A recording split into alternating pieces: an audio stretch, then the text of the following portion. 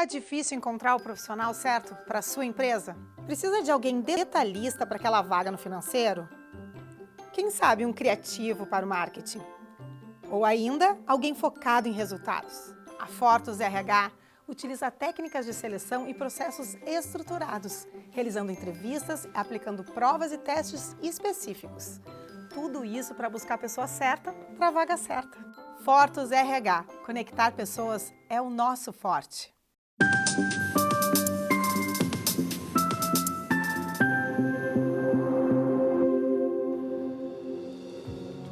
Olá, sejam todos muito bem-vindos. Estamos começando agora o programa Papo Certo. Diariamente, sempre às 20h30, nós trazemos para vocês assuntos de relevância do dia a dia, dentro das diversas áreas do direito, empreendedorismo, saúde, turismo e trânsito. Olá, minhas amigas, meus amigos, bem-vindos a mais um Papo Certo. E no nosso Papo de Política de hoje estaremos falando sobre os riscos da democracia no Brasil. E temos aqui a grande satisfação de recebermos o Dr. Sérgio Borja, que é advogado, professor e palestrante. Muito obrigado pela sua presença aqui no programa, doutor. Olha, Maria e Amanda, eu que agradeço a gentileza e o prestígio que vocês me emprestam, sabe, de estar presente aqui com vocês nesse programa de alto prestígio no Rio Grande do Sul e também nos outros estados, Papo Certo com a TV Ubra. Bom, o Papo de Política de hoje vai ser muito interessante, então seja muito bem-vindo à nossa bancada. Falaremos sobre assuntos realmente de grande importância, principalmente nesse ano aí que temos grandes eleições. Então agora eu vou chamar um intervalo bem rapidinho de 30 segundinhos e a gente já volta.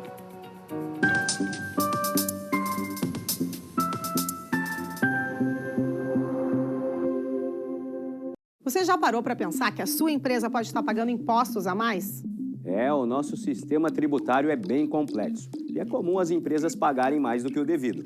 Saiba que é possível recuperar os valores dos últimos 5 anos e reforçar o seu caixa. A Fortus Tax é especialista no assunto e já ajudou muitas empresas nos seus 18 anos de atuação. E o mais importante, você só paga pelo serviço depois que o dinheiro estiver na sua conta. Fortus Tax. Pagar o justo é o nosso forte.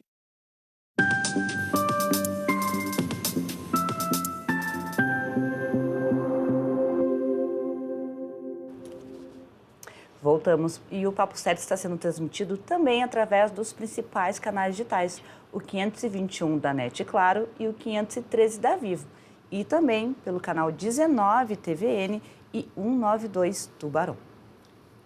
Doutor Sérgio Borja, entre outras obras, escreveu Guerra das Moedas e a Partidocracia. Este livro aqui muito interessante, que eu agradeço pelo presente, será feita a leitura com muita satisfação.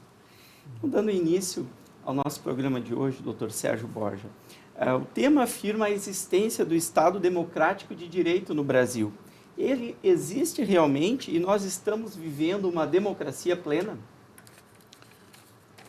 Olha, a democracia se chama o Estado Democrático de Direito.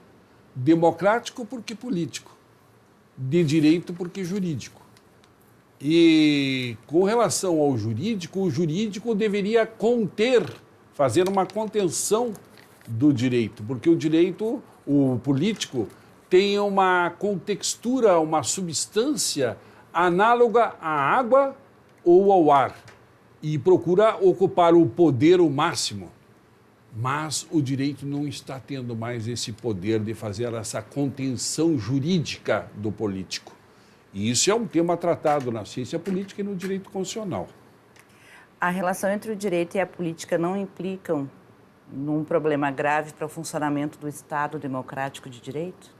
É exatamente o que eu já tinha colocado com antecedência, né? Os tratadistas colocam esse problema, porque a política sempre existiu, ela existe até não só no ser humano, mas também nos animais gregários, tanto as formigas como as abelhas, também como os animais, os mamíferos, né? Se estuda tudo isso, né?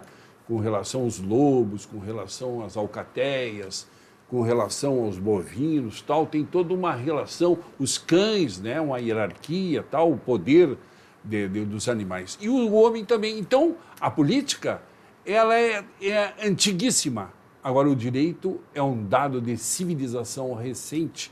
Surgiu no Império Romano para controlar a política e, mesmo assim, não conseguiu controlar, porque logo depois da República Romana nós tivemos o Império e que a pessoalidade, o cesarismo venceu e transformou, destruiu a República Romana, né, como nós conhecemos. Muito bem.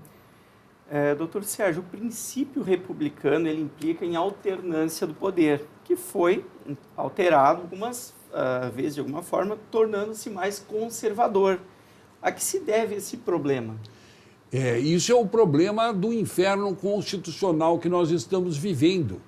Eu já, em 97, quando da emenda constitucional da reeleição, nós rompemos com Fernando Henrique Cardoso um bloco constitucional de todas as constituições, 1891, a Constituição de 1891, a Constituição de 1934, a Constituição de 1946, 67, 69, 88, rompeu com a tradição de mais de 100 anos que vetava a reeleição. E comprando-se os governadores e os prefeitos, que também foram reeleitos, conseguiu-se apoio político para desfigurar a Constituição e cometer uma mácula contra o princípio republicano, que foi a relativização do princípio republicano através da reeleição e que traz esse inferno constitucional da reincitação, da reiteração de indicações para os cargos, né, e que criam o loteamento do Estado. Porque se diz que um candidato está se candidatando a não apenas 4 anos, mas sim 8 anos. E no meio desse caminho tem ali uma renovação daquela eleição. Isso realmente ele torna quase que... O senhor observa isso sobre a parte do legislativo, né, do legislativo.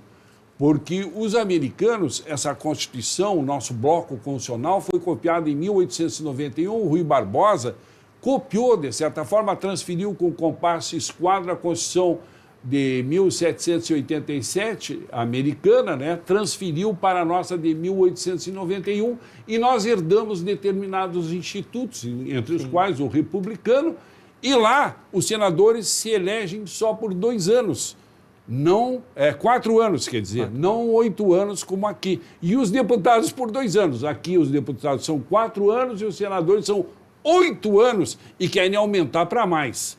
Mas aqui o problema da reeleição com relação ao legislativo é pertinente, eu acho até. Agora, não por tanto tempo, nem tão reiteradamente.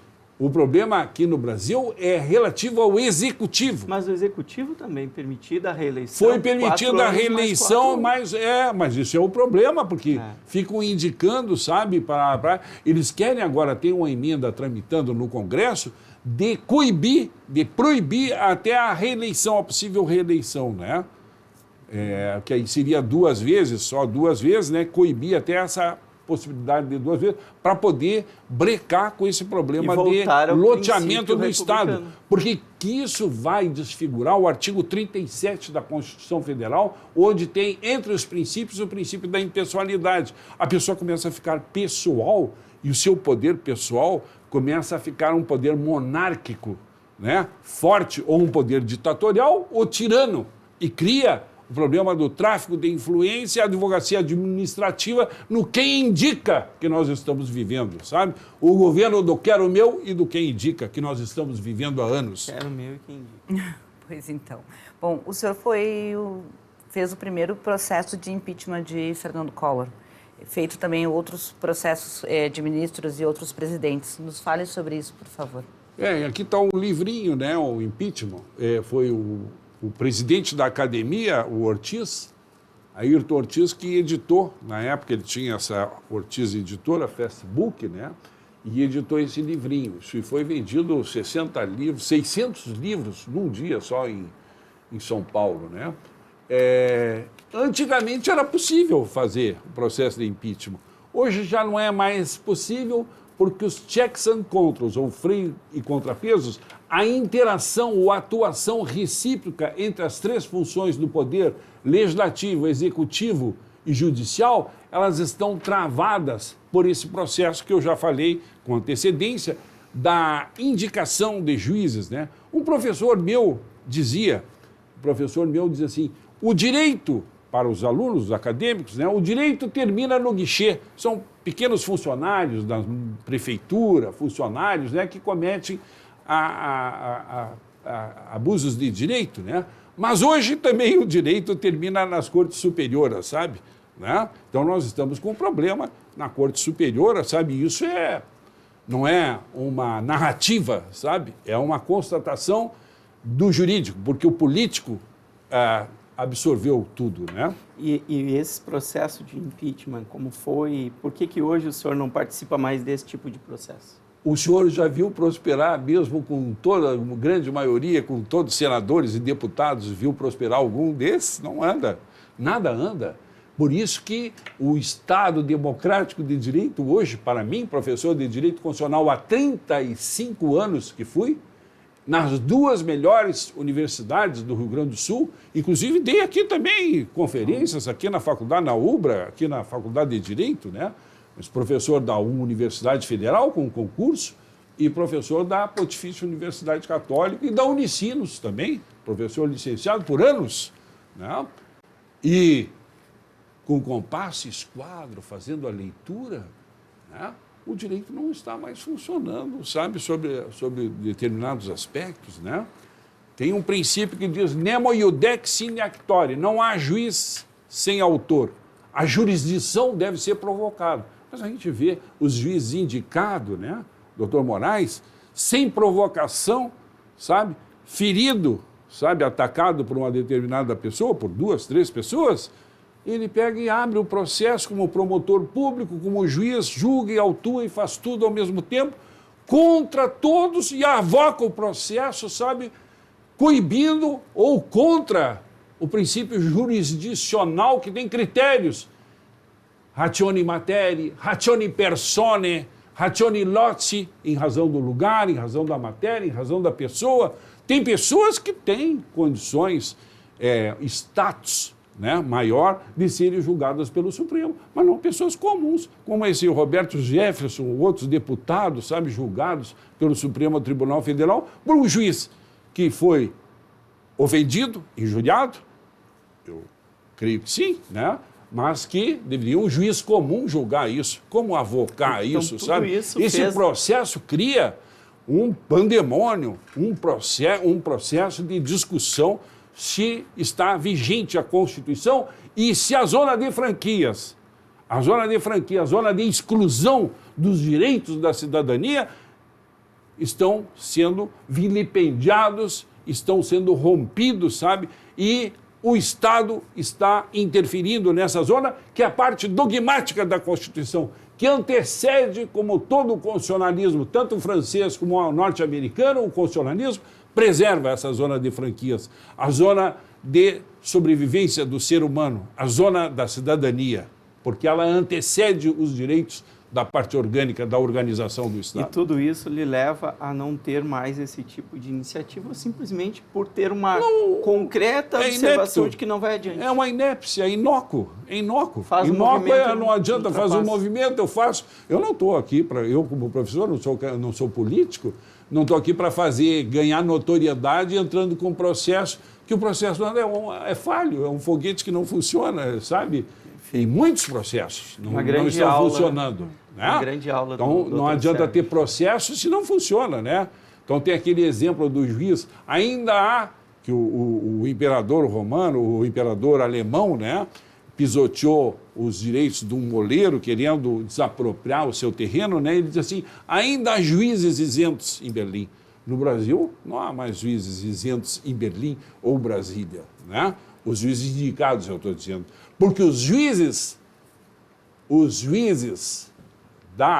que são concursados, os juízes de carreira, esses que fazem o direito pelo direito, que cumprem o direito, esses juízes estão ameaçados por um projeto de lei que vai fazer impeachment contra eles, né? Pode se entrar em impeachment, e o impeachment será político e não jurídico, conforme o sujeito não dançar bem, sabe a matéria que ele for, como ele for, né? E isso é um perigo para o Estado democrático de direito, porque o Poder Judiciário é o último bastião, sabe?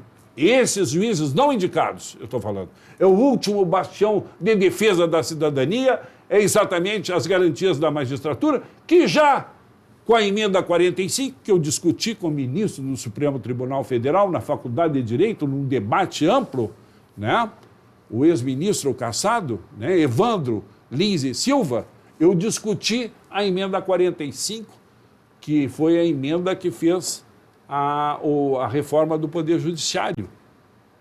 E ali foi criado um Conselho Nacional de Justiça, que avoca processo, e colocaram o dedo na moleira dos juízes, com o pretexto que os juízes eram onipotentes. Com o pretexto. Mas, na realidade, é o poder político adentrando, sabe, o judiciário, o poder do legislativo, sabe, apoderado, adentrando e retirando o poder de garantia da cidadania, que são os magistrados isentos. Muito bem, chegamos então no finalzinho do nosso primeiro bloco e agora a gente vai fazer um intervalo de 1 minutinho com os nossos apoiadores Fortes Group e Prime Gourmet. Fiquem com a gente que já estamos voltando.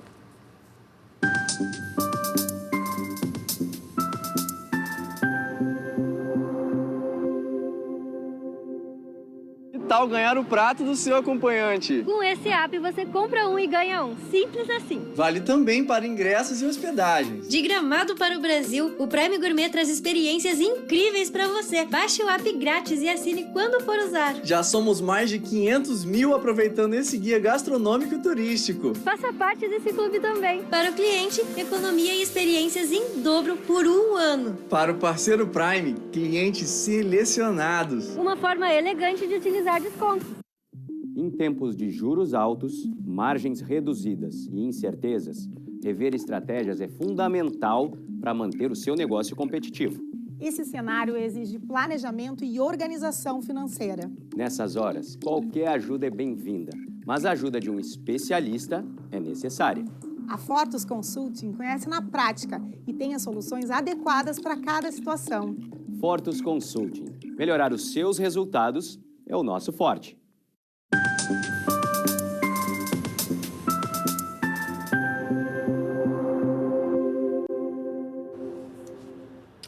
Viram como foi bem rapidinho? Quero também convidá-los para passar lá no nosso Instagram, papocerto.com.br, e através do direct tu pode sugerir o tema, o assunto e até mesmo o convidado que tu queres ver aqui no programa. Dr. Sérgio Borja, dando continuidade ao Papo Certo, na sua opinião, os partidos políticos que constroem a democracia no Brasil são democráticos? Olha, eu tenho já há anos, eu tenho um blog na Infosfera, já com 1.300.000 aquiescência, colocações, né? E eu disse, a primeira matéria que ali está naquele blog sergioborja.com.br, ela fala exatamente da necessidade de uma reforma partidária, eleitoral e política, né? Com uma constituinte. Há horas que eu luto por isso e está na Infovia, se encontra em todos os canais, né? YouTube e tal, essa coisa toda, né? Tem filmes, tem... Tá? E o problema real é que a nossa democracia é uma democracia que é feita e nasce num terreno antidemocrático. Porque, na realidade, os partidos que deveriam ser democráticos internamente, eles têm proprietários, têm donos, têm caciques, têm mandantes, né? E recebem fundos de bilhões, que você sabe, né? E regam, e todas aquelas pessoas que estão dentro do partido têm que obedecer a essa hierarquia. Então é um contrassenso, é um contraditório, é um absurdo, é uma contrariedade dentro do sistema, que o sistema nasce para ser democrático, mas tem esse vício de um terreno em que ele viceja é antidemocrático por natureza, por essência. Os partidos não são democráticos. E, doutor Sérgio, ao seu ver, existe separação dentro do regime do presidencialismo de coalizão? O presidencialismo de coalizão foi exatamente não com essa nomenclatura, não, porque isso foi outro autor que cunhou essa expressão, presidencialismo de coalizão. Eu chamei na minha prova para a Universidade Federal do Rio Grande do Sul, Faculdade de Direito, de parlamentarização do sistema presidencial. O parlamentarismo, ele tem um processo, de... Não existe a separação do poder, porque o executivo sai exatamente de dentro do parlamento, de dentro do legislativo, é o governo, né? Então, existe uma vinculação. E nós temos um problema que é a dissolução, a dissolvência das ideologias, dos critérios ideológicos, dos valores, né? E isso faz com que as coligações haja uma fusão nuclear do centro partidário, das ideologias, e nós temos grupos de interesses imensos dentro do partido, e por isso mesmo que não prosperam determinadas ações de impeachment, e esse processo de judicialização da lei, que é a interferência que nós estamos com certas crises, sabe, agora, sobre a determinação de pequeno valor, de pequeno monta de tráfico, né, de estupefacientes, né, se decide o Congresso ou o Supremo Tribunal Federal, né, e esse problema gera, né. E o professor Juste Tavares, no seu livro Os Sistemas Políticos, ele fala da atuação dos partidos quando eles se fundem, todo esse problema da estrutura do partido, fazendo uma crítica, um livro altamente generoso, grosso, sabe, né? Cheio de conteúdo, ele fala desse problema da fusão, né? Que os franceses falam, Lefebvre, né? Falava de... a União da República Socialista Soviética tinha tripartição do poder, mas tinha um único partido, que é o Partido Comunista. O Partido Comunista indica os vices para a Suprema, que são todos do partido, e indica os vices e indica o executivo. Então, não existe separação do poder, porque tudo é uma projeção do mesmo poder. O senhor será convidado certamente para vir aqui falar exatamente sobre essa questão aqui da parlamentarização do sistema presidencial e do próprio parlamentarismo do Brasil. Com grande gosto virei aqui quantas vezes vocês me chamarem, porque aqui é um exercício, um compromisso que eu tenho com a minha alma. E nós, como imprensa, e com o meu ofício de professor de fazer luz. E nós, como imprensa, temos um papel. Sim. E qual a sua opinião sobre a participação da imprensa nesse processo democrático? O processo, a imprensa, alguma imprensa, antes de ser imprensa, e isso eu isento os jornalistas, que são pessoas físicas.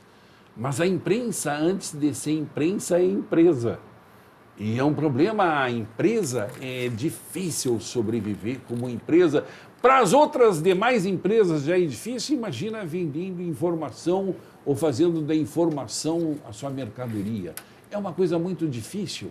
E aí nós temos aquele livro célebre do George Orwell, 1984, que a turbação é a turbação da imprensa, sabe, ou da informação, porque eu creio firmemente que nós temos, além das três funções, julgar, legislar e executar, uma quarta função, que é, além da de fiscalizar, que já dizem que é um quarto poder, a de informar.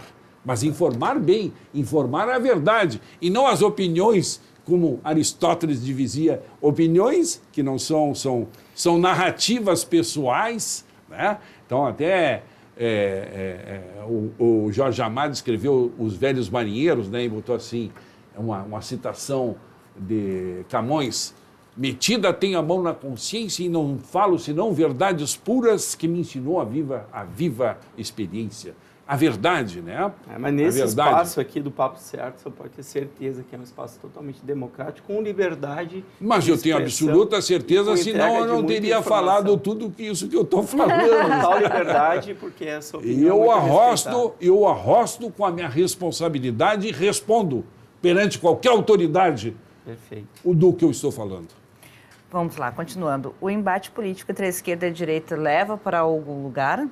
Constrói alguma coisa dentro da democracia ou não? Não leva porque são narrativas de governo. Na realidade, nós estamos vivendo uma cisão, está se cindindo, se rompendo um processo sociológico gravíssimo dentro da sociedade. Um grande geógrafo, um grande escritor, chamou o Brasil de Belíndia. Ele fundiu a palavra Bélgica com Índia. Nós somos um duplo, ou somos uma visão da Belíndia. Por quê? Nós temos uma parte altamente desenvolvida e nós temos uma classe média muito grande, muito forte, que desenha o perfil arquitetônico das cidades, mas nós temos, assim como nós temos o formal, nós temos o informal, que são o pessoal alijado dos bens da sociedade, alijado, excluído completamente, e que vive excluído da cultura, excluído também, da mesma forma, das benesses do regime capitalista, do regime de abundância que nós temos, e como excluído da cultura, dos valores, dos vetores. E aí entra o crime organizado, o tráfico, tudo isso que administra todos esses, como se fosse um queijo Roquefort, todo furado, onde existem esses bolsões de soberania do informal que comandam a sociedade civil. E nós tivemos uma luta de proselitismo político de um e de outro, tentando essas classes sociais, né, sem um projeto de Estado nacional, um Estado nacional que unifique, né, com projetos de governos parciais e que no tremeluzir que oscila 4, 8 anos, não consegue cumprir, sabe? Ou tentam dar golpes, ou seja para a esquerda, ou seja para a direita, sabe? E menosprezando o conteúdo das populações. A Constituição de 88 tem um defeito, sim, no artigo 45. O artigo 14 e 16, se não me falha a memória, fala da igualdade do voto. O voto do homem, o voto igual. Mas ali repete a igualdade, mas o artigo 45 diz que estados do Norte e Nordeste, ou estados que têm menor representação, terão no mínimo 8 deputados. Isso cria um sistema que faz com que o vácuo demográfico, o vazio demográfico, tenha uma representação política maior que os estados do Sul, que têm população real, população viva, cidadania viva.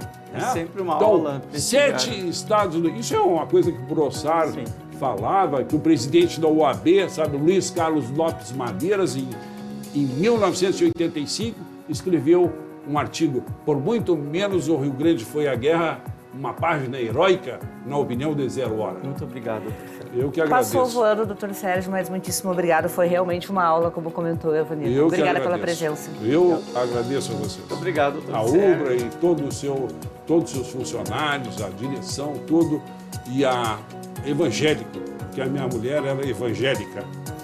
Bem, eu agradeço a todos que nos assistiram até aqui e deixaram um abraço grande para toda a equipe lá da Fortes Group e daqui do nosso Papo Certo. Então, pessoal, muito obrigada. Quero fazer um agradecimento especial também aqui para o Luciano Medina, que está conosco aqui no estúdio.